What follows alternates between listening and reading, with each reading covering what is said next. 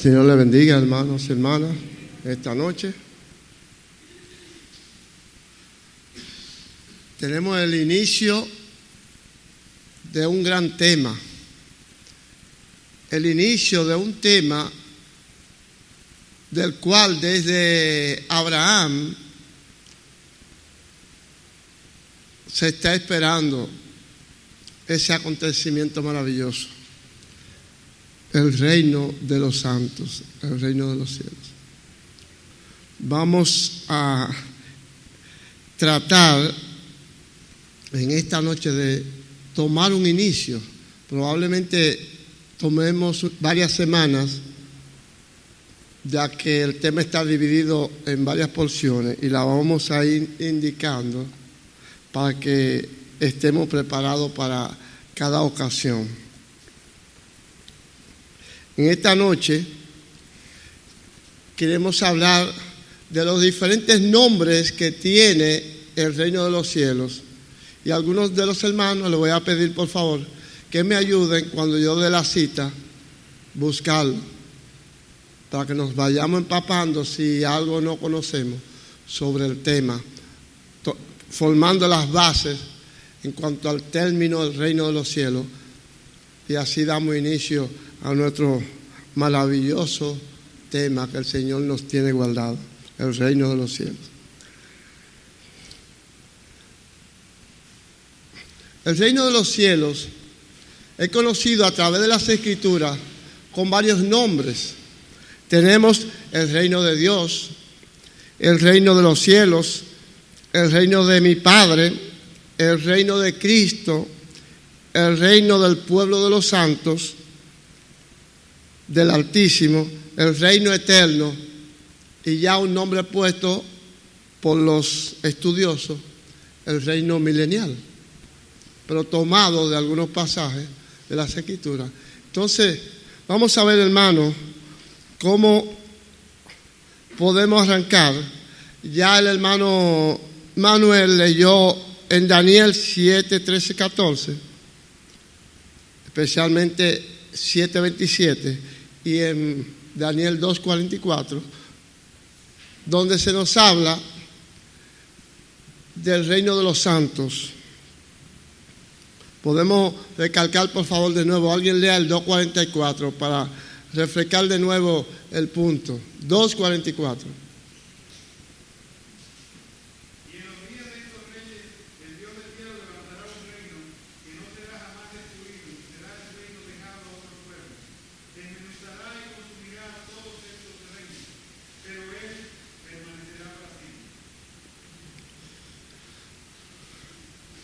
Este se dice que es un reino que permanece para siempre. ¿Quién me lee el 7, 13 y 14 de nuevo? Miraba yo en la visión de la noche, y he aquí con las nubes del cielo venía uno como un hijo de hombre. Vino hasta el anciano Elías y le hicieron acercarse delante de él. Y le fue dado dominio, gloria y reino, para que todos los pueblos, naciones y lenguas le sirvieran. Su dominio es dominio eterno que nunca pasará, y su reino uno que no será. Hace un refuerzo, ¿no?, de la amplitud de este reino y de la permanencia. Vayamos a Mateo capítulo 3. Alguien me lea el versículo 1 y versículo 2. En aquellos días vino Juan el Bautista predicando en el desierto de Judea y diciendo: arrepentíos, porque el reino de los cielos se ha acercado. El 1 y el 2. Está bien allí. Aquí vemos cómo dice la Escritura que Juan comenzó predicando y diciendo: arrepentíos, porque el reino de los cielos se ha acercado. Juan motivaba a aquellos que empezaban a conocerle, que empezaban a seguirle, de la necesidad que había de arrepentimiento para poder entrar al reino de los cielos. Tenemos también en el capítulo 4, versículo 17. 4:17 del mismo libro de Mateo. Vamos a ver con qué palabra inició el Señor Jesucristo su ministerio. Desde entonces comenzó Jesús a predicar y a decir: arrepentíos, porque el reino de los cielos se ha acercado. Amén. Aquí vemos que también el Señor, ya no solo Juan el Bautista, sino el Señor, iniciaron su ministerio hablando del reino de los cielos. Hace buen tiempo, esas ideas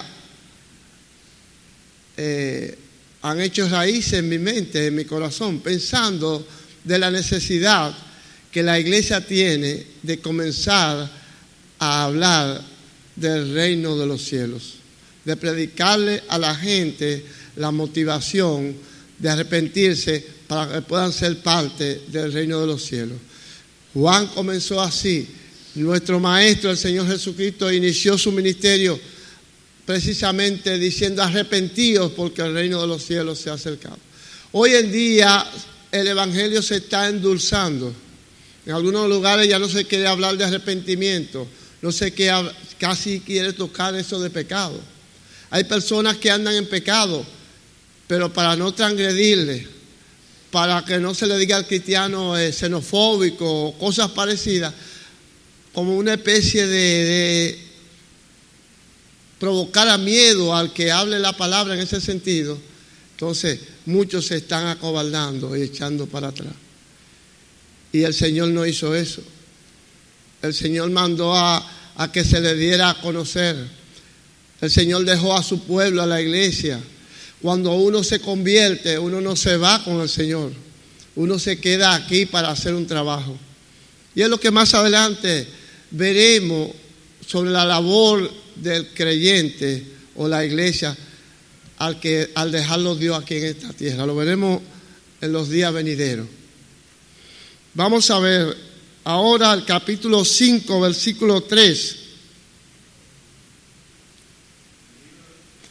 Seguimos en Mateo.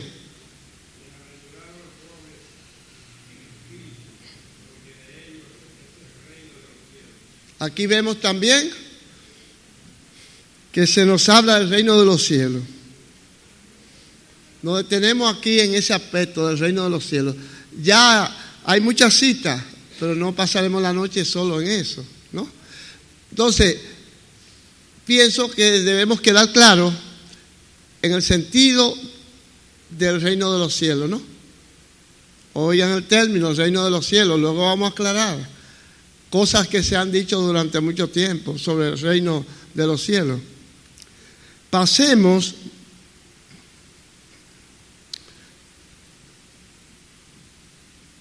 a Mateo capítulo 18, versículo 3.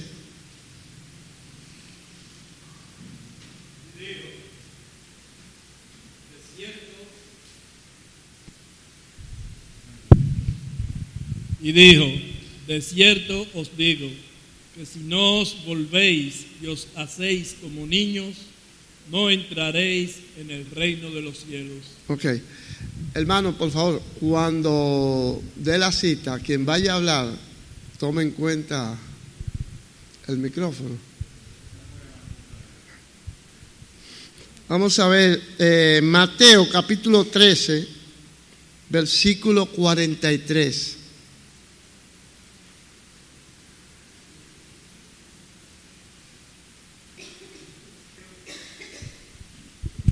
También el reino de los cielos es semejante a un mercader que busca buenas perlas, que habiendo hallado una perla preciosa, fue y vendió todo lo que tenía y la compró.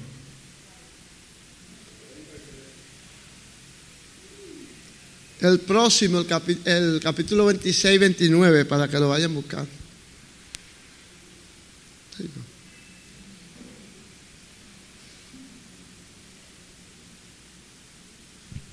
De ahora no beberé más de este fruto de la vid hasta aquel día en el que lo beba nuevo con vosotros en el reino de mi Padre.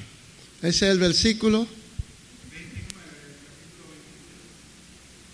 Ok. Pasemos ahora a Juan, capítulo 3. Vamos a andar un poco esta noche. Juan, capítulo 3, versículo 3.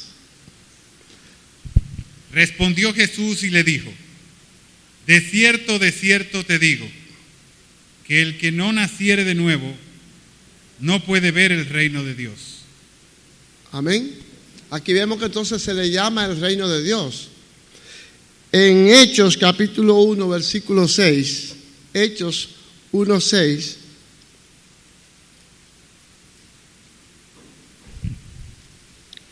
alguien busque Efesios 5, 5.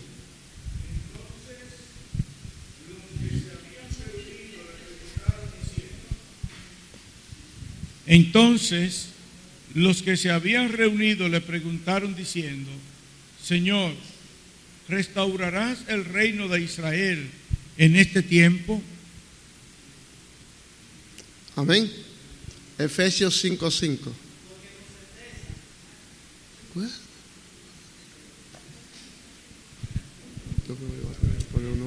Porque con certeza ustedes saben esto, que ningún inmoral, impuro o avaro, que es idólatra, tiene herencia en el reino de Cristo y de Dios. Amén, amén.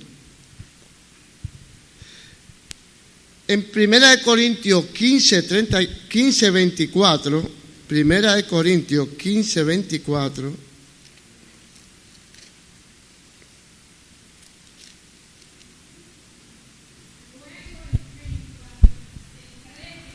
reino de Dios, Padre, cuando haya suprimido todo dominio, toda autoridad, potencia,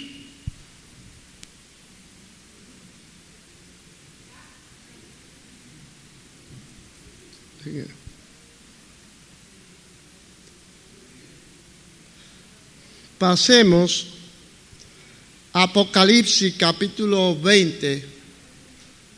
Apocalipsis capítulo 20, versículos 4 y 6. Y vi tronos, y se sentaron sobre ellos los que recibieron facultad de juzgar. Y vi las almas de los decapitados por causa del testimonio de Jesús y por la palabra de Dios. Los que no habían adorado a la bestia ni a su imagen, y que no recibieron la marca en sus frentes ni en sus manos, y vivieron y reinaron con Cristo 1000 años. Voy a leer Apocalipsis 22, 5. No habrá allí más noche, y no tiene necesidad de luz de lámpara, ni de luz del sol, porque Dios el Señor los iluminará, y reinarán por los siglos de los siglos.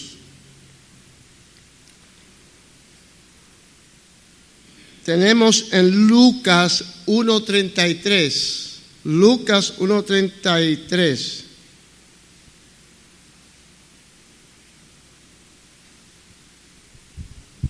Y reinará sobre la casa de Jacob para siempre, y su reino no tendrá fin. Dejémoslo entonces hasta aquí. Ha sido bien interesante, pero aunque noté alguna cita, una parte, no como yo lo esperaba. Aquí vemos que se nos habla del reino de Dios, el reino de mi Padre, el reino de los cielos, el reino eterno, el reino que es por los siglos de los siglos. Todos esos nombres tiene el reino de Cristo. Entonces, ese reino lo planificó el Padre en la eternidad. Dios sabía que haciendo el hombre, creando el hombre iba a fallar. Dios determinó luego ya formar un pueblo, y ese pueblo también falló. Pero los planes de Dios no dejan de cumplirse.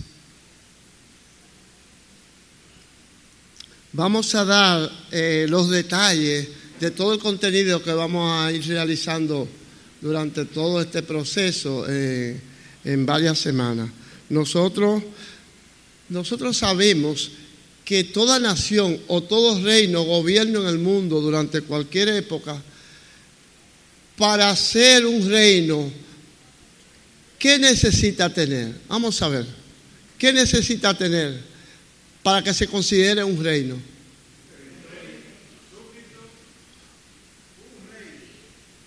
Primero, una cabeza que dirija. Esto es un rey. Hoy se le llama presidente, o puede ser, si es un pueblo, un gobernador. Recuerden aún a Pilato, ¿no? Representando a la suprema autoridad de Roma.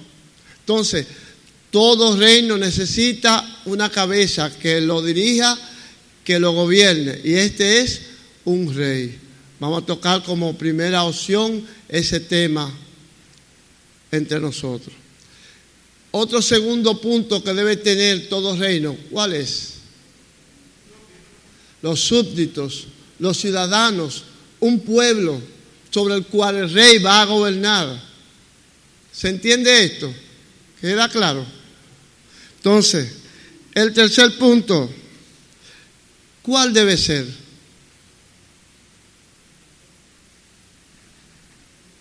¿No lo piensa? Bien. Un territorio, un rey, un pueblo tiene que estar ubicado en un lugar.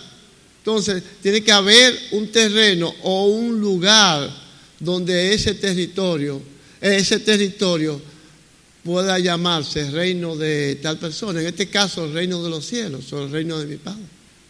Entonces, debe haber un rey,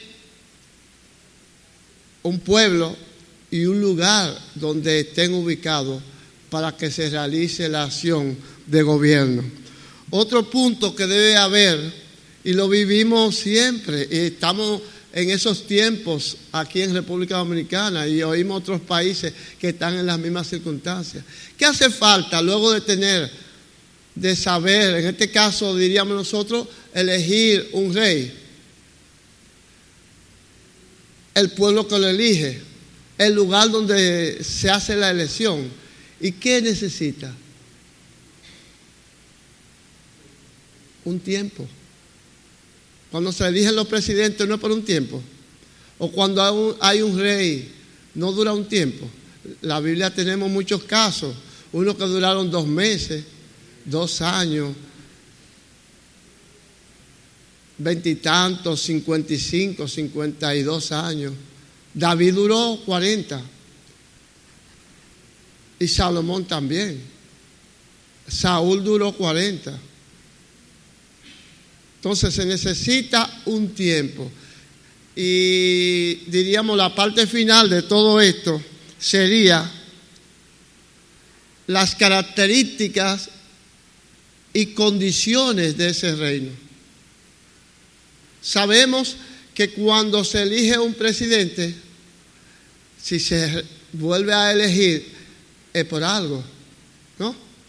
Porque el pueblo decide que se continúe con esa persona por sus condiciones en que ha manejado el Estado, porque ha dado prosperidad, porque ha creado condiciones que al pueblo le agradan, ¿sí o no?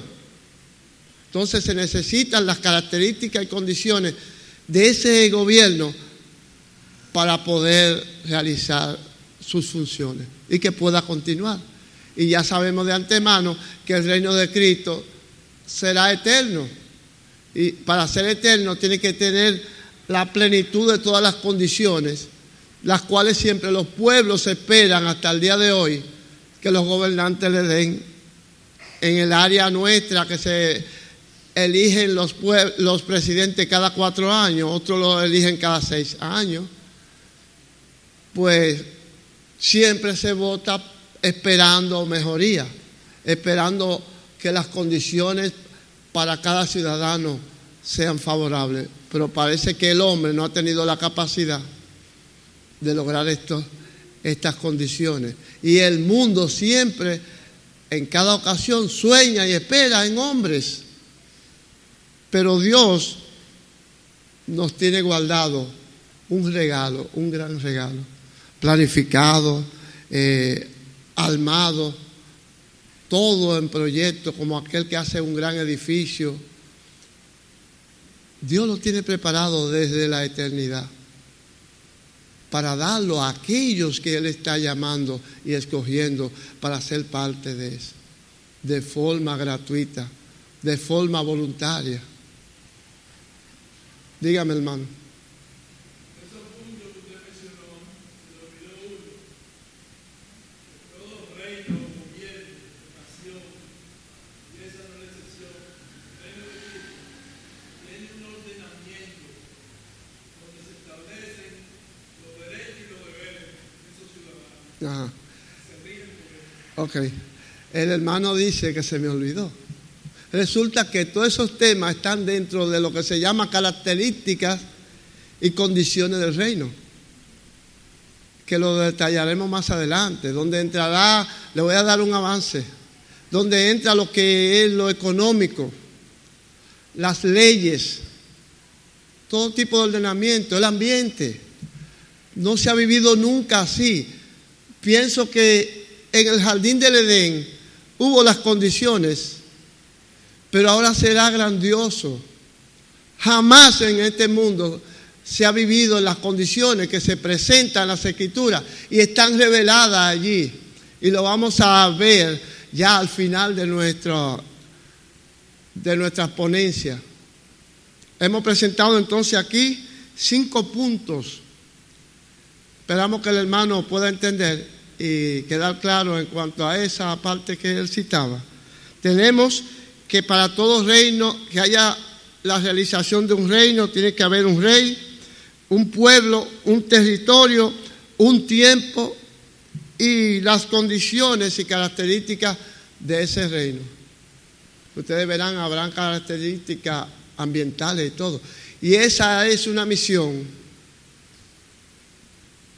claro está, dirigida por el rey, pero está uno que está allá en los cielos, en lo alto, el planificador, el Padre, que Él va a hacer, le voy a dar un avance, que llueva a tiempo, que no haya dificultades, los problemas que hay hoy en día, aún con los animales.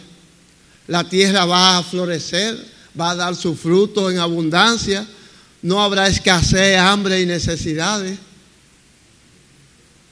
O sea, habrán las condiciones para que ningún súbdito o ciudadano del pueblo de este gran reino tenga que quejarse, ni protestar, ni hacer disturbios, porque habrá paz, la verdadera paz y seguridad que Dios ofrece. El Señor dijo, yo os doy paz, no como el mundo la da, yo os la doy.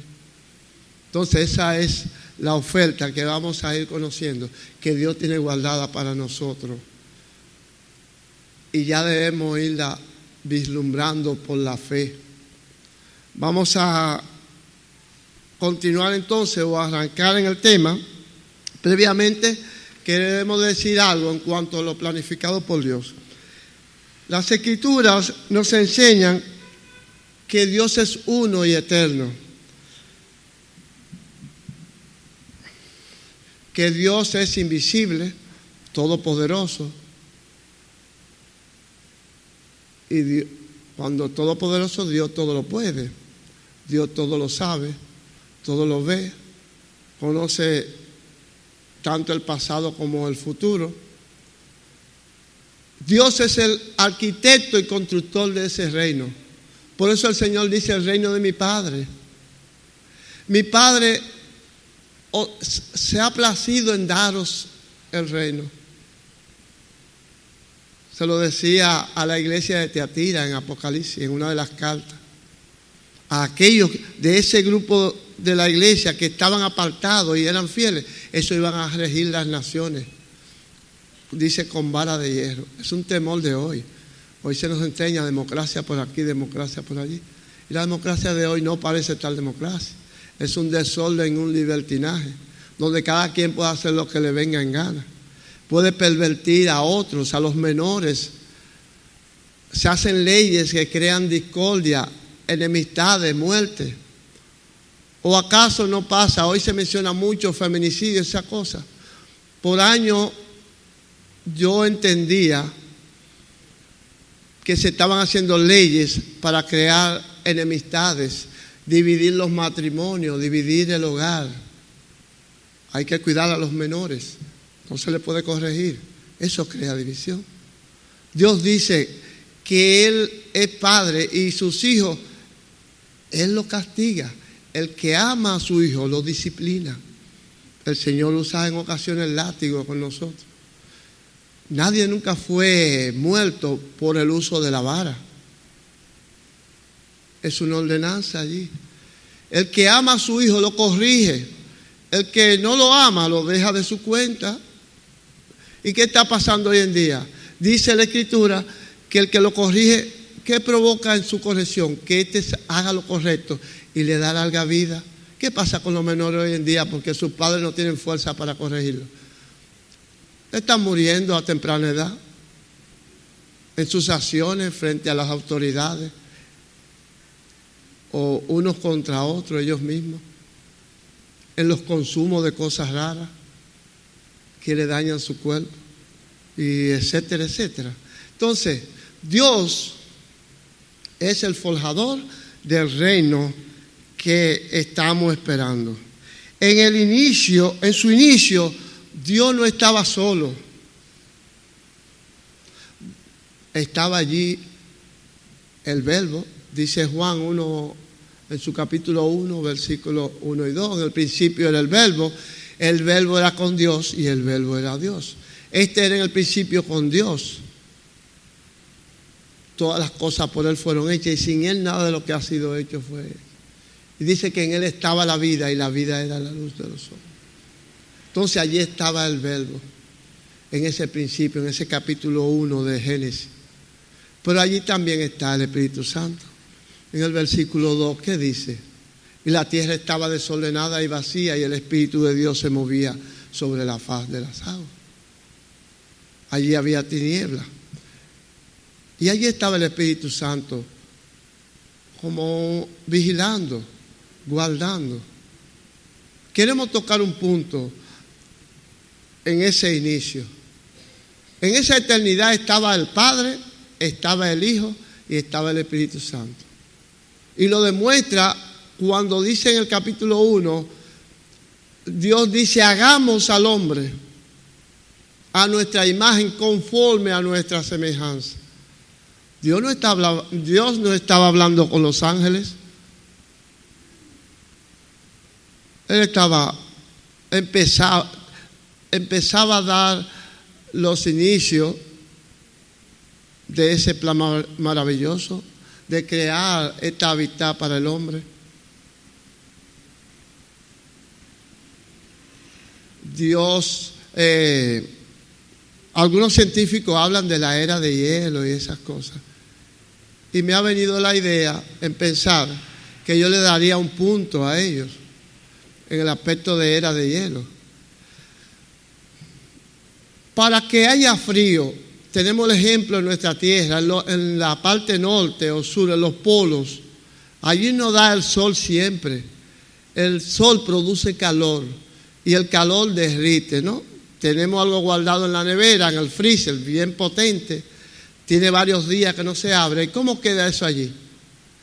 En un freezer, en un negocio. Yo tengo la experiencia de haber trabajado en un sitio que pasé un inventario un día, un febrero, y se abrió el freezer para ya sacar los contenidos que había allí, carnes de pescado y diversas guardadas.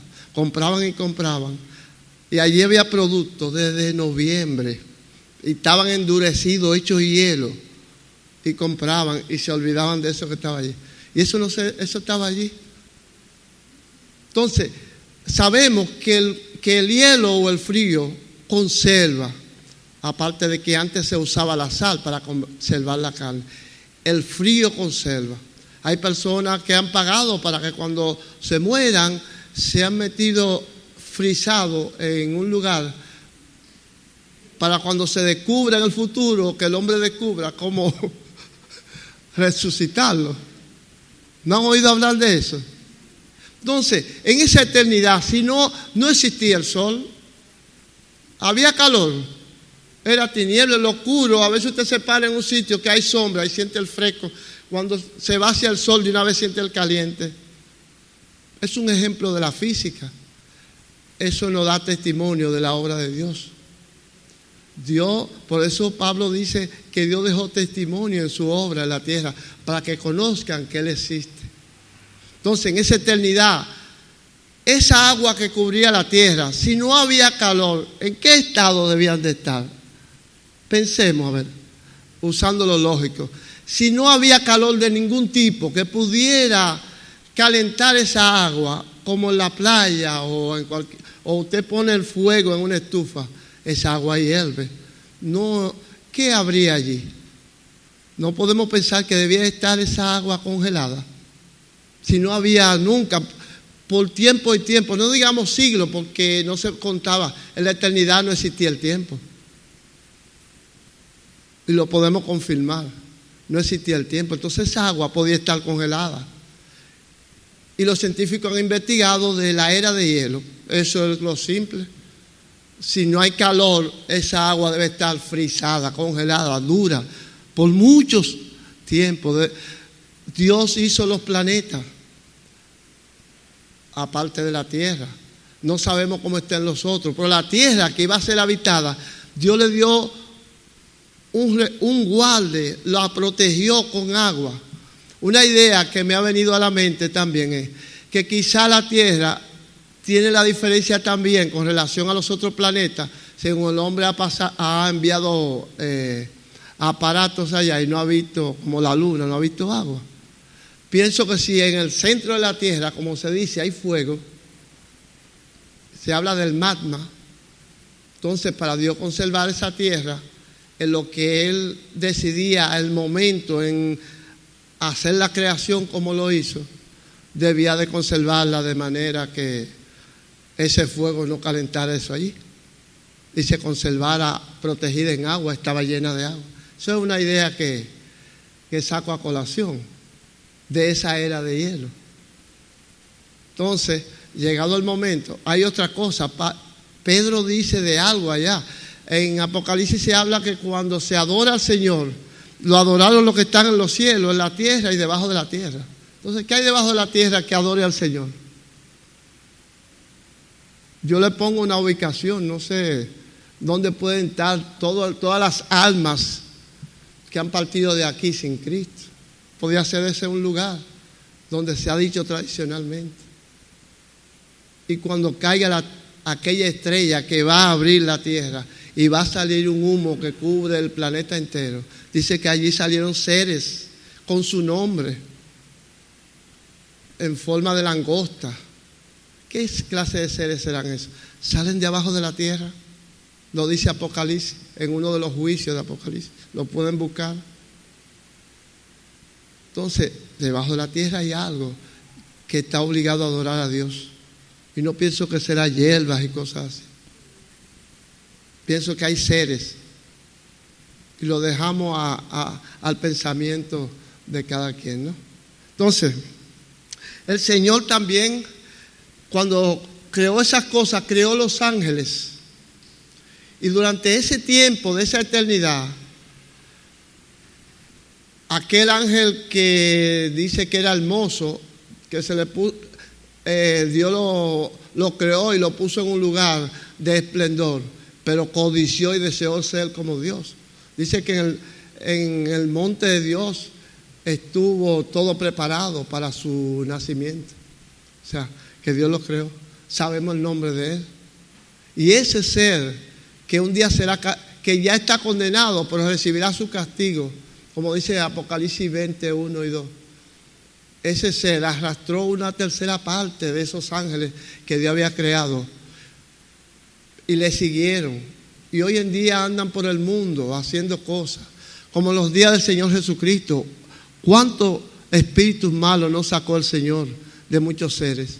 Y ellos están en la tierra, y como han dicho aquí algunos hermanos y otros escritores, esos seres están en los pueblos de la tierra y gobiernan zonas, tienen dominio y control con su idolatría y cosas, gobiernan pueblos, y contra eso que tiene que luchar la iglesia, orando y trabajando y dando a conocer el reino que está cerca.